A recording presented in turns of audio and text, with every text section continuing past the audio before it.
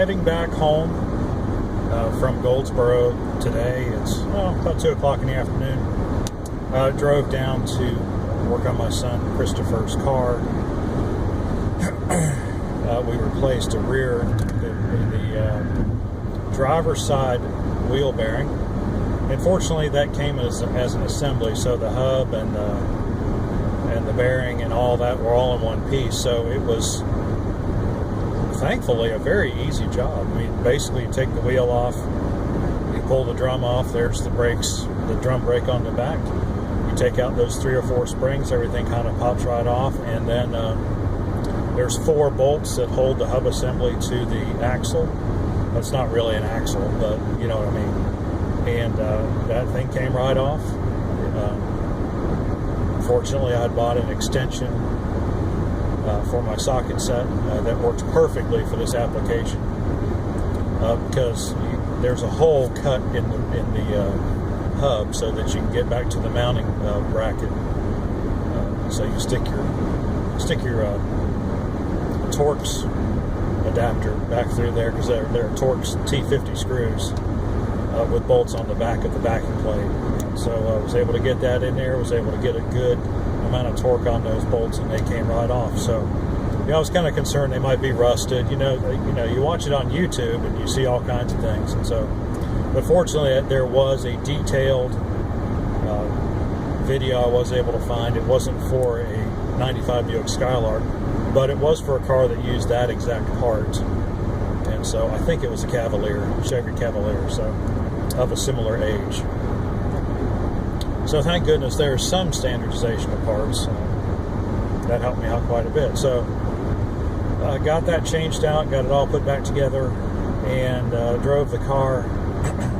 The reason we'd replaced the hub is because there was a fairly bad vibration at 60 miles an hour, and unfortunately, although he says the brakes work better now, and I think the guy who did the brakes last year for him did not hook up the parking brake cable correctly. That was not a good thing to find out. The brakes work a lot better now. He said they seem a lot tighter.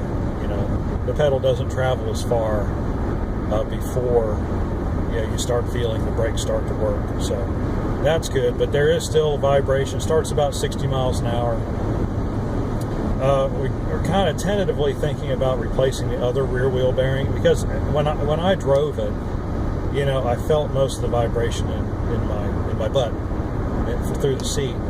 And the rule of thumb is if you feel it there, then it's something in the rear end. If you feel it through the steering wheel, it's something in the front end, generally speaking.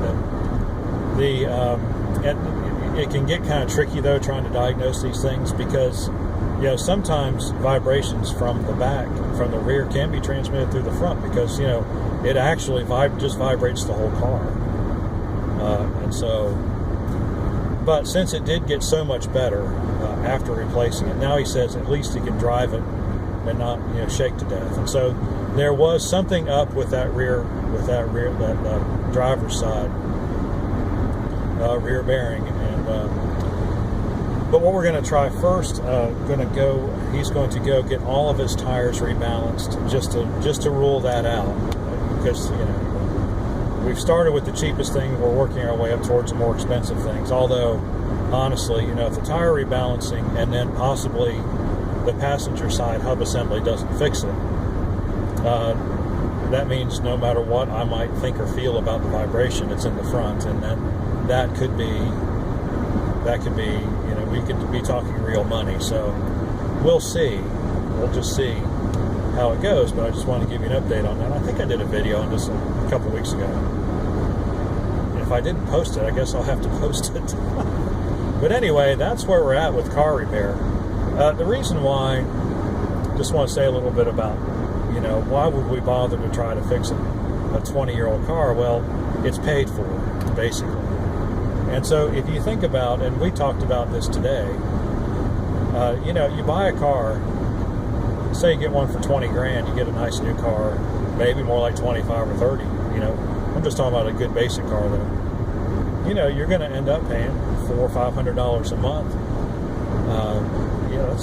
And of course then you have to get the insurance too. Well, before you know it, I mean, what is that? A year? $4,000, $5,000, $6,000 a year. I mean, and you think about, and then you think about the value of the car that goes down like 25, 30% the minute you drive it off the lot. And overall, and you get that for 6 years, so you have $400 for a month for 6 years. That's $25,000 you've paid for the car, for your $20,000 car. That's how much the interest costs. And then, figuring the extra insurance. And it's just not worth it. I mean, to me, if you've got a car, I mean, just like I've got my car, I've got my Camry, it's 2006. It's got almost 280,000 miles on it. It hasn't had any major work done to it. I've replaced pieces here or there, or replaced, of course, I'm talking about things other than normal maintenance. I've hardly replaced anything, a water pump, replaced a couple front end suspension pieces trying to track down an annoying little rattle that I still haven't found, but the car still drives so solidly, it can't be anything important. It's just annoying. What else have I done? Replaced the lights on the around the instrument cluster, which cost me $2. Things like that. I mean, even if I had to buy a new engine and transmission tomorrow, and I got a used one of each and spent $3,000, that would do me, as far as the drivetrain goes, for another 10 years. And right, I mean, for less than I would pay for 10 months for a new car, I can have basically a car that's going to last me just as long as a new car. So why, looking ahead, looking down the road, looking down the road 10, 15, 20 years at a stretch, that's where the decisions that you make really have an effect on, how much money you're going to have in 10 or 15 or 20 years. I wish I'd, thought more like this when I was young, but,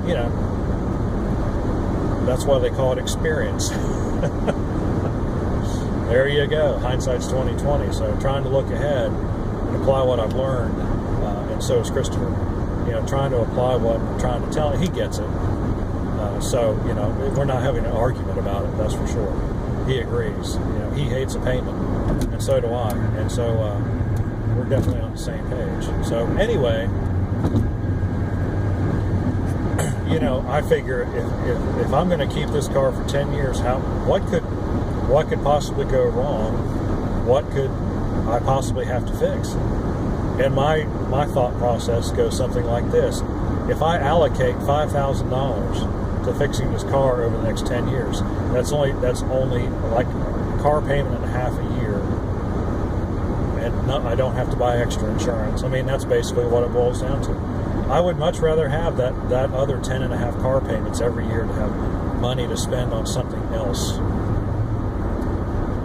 And so, that's what I'm going to do. I'd rather spend $5,000 over the next 10 years, even if it means I don't get a new car, than spend $5,000 over the next year and a couple months, and then still have more, a mountain's worth of payments to make.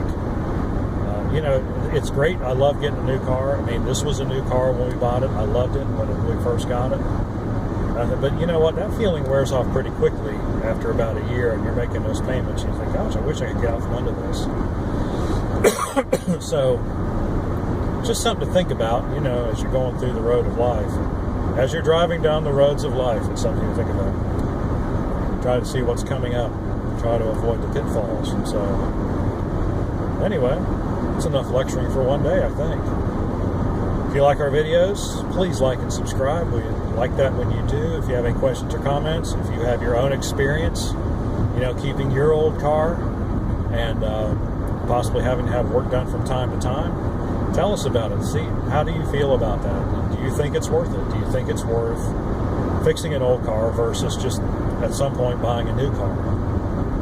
We'd love to hear from you. Anyway, been good chatting with you. See you on the next one.